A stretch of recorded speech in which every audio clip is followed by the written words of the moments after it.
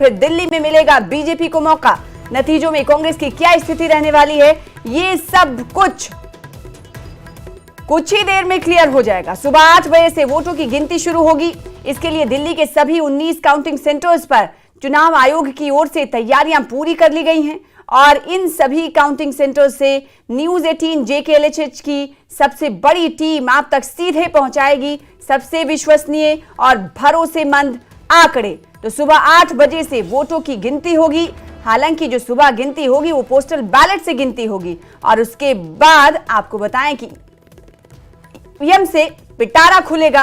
फिर सुबह 8 बजे से वोटों की गिनती शुरू होगी और पहले रुझान की अगर बात करें तो पहला रुझान आएगा और इसी तरीके से धीरे धीरे क्लियर होगा दिल्ली का जनादेश। तो दिल्ली विधानसभा की 70 सीटों के आज नतीजे आएंगे। सुबह 8 बजे से वोटों की गिनती शुरू होगी। हालांकि शुरू जब गिनती होगी तो उस वक्त पोस्टल बैलेट से काउंटिंग होगी और उसके बाद धीरे धीरे कर गिनती की प्रक्रिया आगे बढ़ेगी और रुझान आने शुरू हो जाएंगे।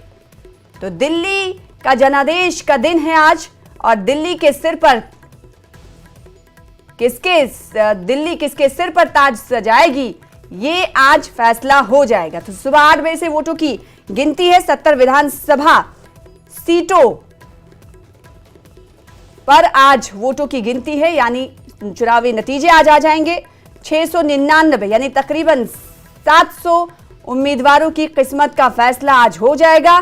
कई बड़े सीट हैं जहां पर आपको बताएं कि कड़ा मुकाबला रहा और वहां पर किस तरह से नतीजे रहने वाले हैं ये देखने वाली बात होगी। जो बड़े सीट से उनकी झलकियां और उनके बारे में थोड़ी बात कर लेते हैं। अगर बात हाई प्रोफाइल VVIP सीट की करें तो नई दिल्ली सीट पर सभी की नजर रहे है और कालका जी सीट पर सभी की नजर है और इसके अलावा अगर बात करें ग्रेटर कैलाश की तो उस सीट पर भी सबकी नजर है। अब इन सीटों पर उम्मीदवार आखिर कौन है इस पर भी नजर डाल लेते हैं। आपको बताएं कि नई दिल्ली में VIP सीट इसे क्यों मानी जाती रही, क्योंकि यहां से उम्मीदवार जो है भारी भरकम थे, हेवी वेट उम्मीदवार यहां से चुनावी मैदान में रहे।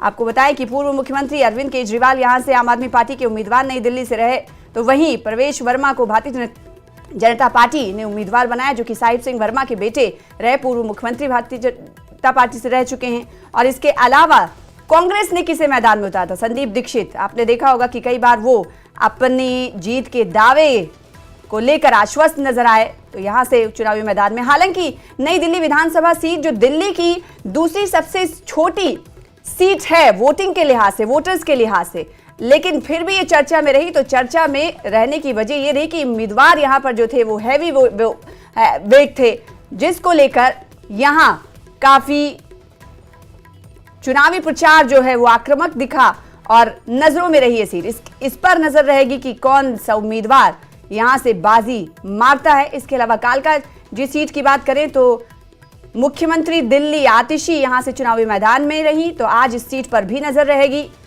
और इनके मद्दे मुकाबिल कांग्रेस ने किसे उम्मीदवार बनाया, आपको मालूम है कि अलका लांबा यहां से चुनावी मैदान में, भारतीय जनता पार्टी के रमेश बिधोरी यहां से चुनावी मैदान में, तो इस सीट पर भी नजर रहेगी कि यहां के नतीजे क्या कुछ होते हैं।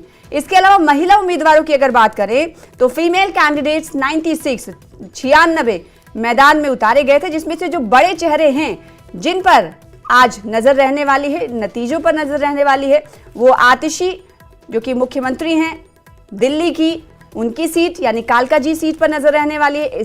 और अलका लांबा भी इसी सीट से उम्मीदवार कांग्रेस की तरफ से बनाई गई। तो वहीं ग्रेटर कैलाश, जैसे कि हमने कहा कि आम आदमी पार्टी के मंत्री यहां से चुनावी मैदान में सौरभ भारद्वाज, और इनके जो अपोजिट में उम्मीदवार भारतीय जनता पार्टी ने बनाया वो रही, आपको बताएं कि शिखा रॉय। तो ये फीमेल कैंडिडेट्स हैं।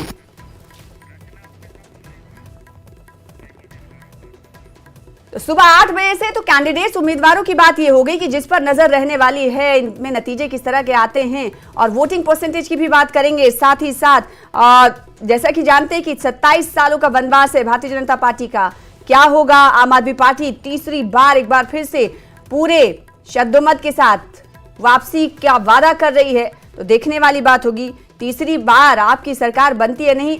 रचना हमारे साथ, हमारी संवाददाता जुड़ी हुई हैं इस वक्त, उनसे हम जानने की कोशिश करेंगे कि इस वक्त जहां मौजूद हैं काउंटिंग को लेकर किस तरह की तैयारियां देख पा रही हैं। दिल्ली से जुड़ रही हैं, बताइएगा इस वक्त कहां पर हैं। रचना, तस्वीरें दिखाइएगा, तैयारियां कैसी है, क्योंकि आप 7 बज चुके हैं, 8 बजे से काउंटिंग शुरू हो जाएगी।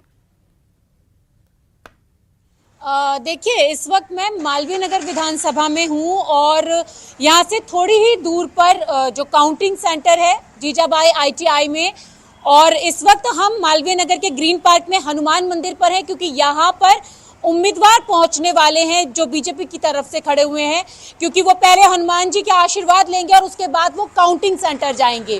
तो अगर हम मालवीय नगर की बात की जाए तो यहाँ पर आम आदमी पार्टी और बीजेपी के बीच में कांटे की टक्कर देखने के लिए मिली थी, और कांग्रेस भी पूरा दमखम जरूर यहाँ पर दिखा रही है, लेकिन जनता के क्या मुद्दे हैं और जनता ने किन मुद्दों के साथ अपने प्रतिनिधि को चुनने के लिए अपने वोट का इस्तेमाल किया है, उसके सारे जो नतीजे हैं रुझानों के साथ साफ हो जाएंगे कि जनता जो चाह रही थी क्या वो होने वाला है या तस्वीरें किसी और दूसरी तरीके की यहाँ सामने आने वाली हैं।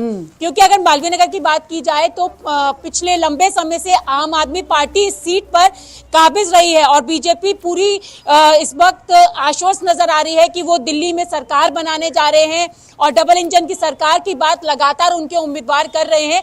लेकिन अब जनता ने किसको चुना है ये तो 8 बजे जब रुझान आने शुरू होंगे उसके बाद साफ हो पाएगा। और अगर हम मालवीय नगर की बात करें तो मालवीय नगर में लोगों के अपने अलग अलग मुद्दे थे। सबसे बड़ी बात यह है कि यहाँ के लोगों की जो समस्याएं थी वो समस्याओं को लेकर लोग चाहते हैं कि यहाँ पर बदलाव होना चाहिए। कुछ लोगों ने कहा बदलाव होना चाहिए, कुछ लोगों ने कहा कि जो मौजूदा सरकार है वो वही वापस चाहते हैं। तो लोग जो चाह रहे हैं वो किस तरीके से होगा, क्या तस्वीरें रहेंगी, ये रुझानों के साथ ही साफ हो पाएगा। क्योंकि एग्जिट पोल जिस तरीके से आए हैं तो एग्जिट पोल में तो जो बढ़त जो है बीजेपी को बनती हुई दिखाई दी थी एग्जिट पोल में, लेकिन एग्जिट पोल में किस तरीके के नतीजे आएंगे उसके लिए थोड़ा सा इंतजार यहाँ पे जरूर करना होगा। बिल्कुल, तो एग्जिट एग्जैक्ट होंगे या नहीं इस को लेकर जाहिर सी बात है इंतजार करना होगा। लेकिन इस मर्तबा जिस तरीके से वोटों की गिनती से पहले वाले दिन की अगर बात करें, कल की बात करें तो हाइप ड्रामा देखने को मिला।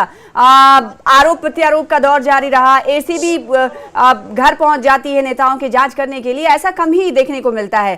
ठीक एक दिन पहले ऐसे में काउंटिंग में किसी तरह की गड़बड़ी ना हो, इसको लेकर तैयारी और सुरक्षा को लेकर क्या कुछ सुनिश्चित करने की प्रशासन की तरफ से कोशिश की गई है, इसके बारे में जानकारी दीजिएगा कि खासकर मालवीय नगर में कैसी तैयारी। देखिए, जिस तरीके से प्रशासन की तरफ से तैयारियां की गई हैं, क्योंकि कल जो तस्वीरें सबके सामने आई और उसके बाद लगातार जो सभी पार्टियां हैं वो इस पर पूरा जोर दे रही हैं कि काउंटिंग सेंटर पर किसी तरीके की कोई गड़बड़ी ना हो पाए। अगर बीजेपी की बात करें तो बीजेपी में कल रात पूरे बैठकों का दौर लगातार जारी था, क्योंकि जो प्रभारी हैं विजेंद्र पांडा वो भी और दिल्ली बीजेपी के अध्यक्ष वीरेंद्र सचदेवा लगातार मीटिंग कर रहे थे, दौरा कर रहे थे कि किसी तरीके से कोई गड़बड़ ना हो। और अगर हम काउंटिंग सेंटर की बात करें तो काउंटिंग सेंटर यहाँ से थोड़ी ही दूर पर है, क्योंकि जिन लोगों के पास इलेक्शन कमीशन की तरफ से पासेस बनाए गए हैं उनको ही अंदर जाने की इजाजत है और उसके अलावा किसी को भी अंदर जाने की कोई परमिशन नहीं है। तो और बाहर बैरिकेडिंग्स लगाए गए हैं ताकि अंदर काउंटिंग सेंटर के कोई ऐसे लोग ना जा पाए, और इसको लेकर तमाम सुरक्षा व्यवस्था पुलिस जो है वो भी पूरी तरीके से तैनात है। तो सुरक्षा व्यवस्था पूरी तरीके से यहाँ पर की गई है। पासेस दिए गए हैं चुनाव आयोग की तरफ से। आइडेंटिटी चेक करने के बाद ही काउंटिंग सेंटर के अंदर किसी को भी जाने की परमिशन है, क्योंकि 8 बजे से काउंटिंग शुरू हो जाएगी, रुझान सबके सामने होंगे। बिल्कुल। और रचना,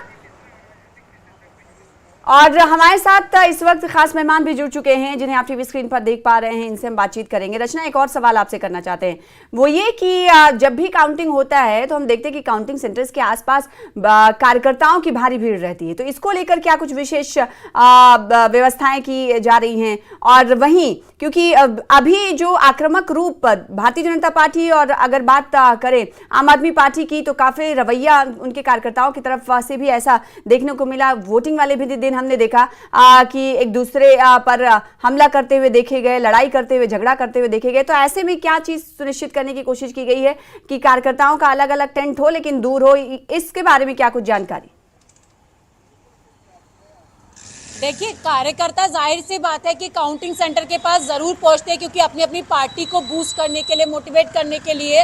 तो वहां पर मैंने आपको जैसे कि बताया कि जिनके पास चुनाव आयोग की तरफ से आइडेंटिटी कार्ड के तौर पर पासेस जो अलाउ किए गए हैं, उनको ही अंदर जाने की इजाजत होगी। और इसके साथ ही जो पुलिस तैनात है, उन्होंने भी साफ कर दिया है कि काउंटिंग सेंटर के बाहर जो अननेसेसरी में लोग भीड़ भाड़ ना करें, लोगों का जमावड़ा किसी तरीके से ना हो, उनको दूर रखा गया है। यानी कि काउंटिंग सेंटर से कुछ मीटर की दूरी पर ही लोग इकट्ठा हो पाएंगे। इस तरीके के इंतजाम जो है वो पुलिस की तरफ से किए गए हैं।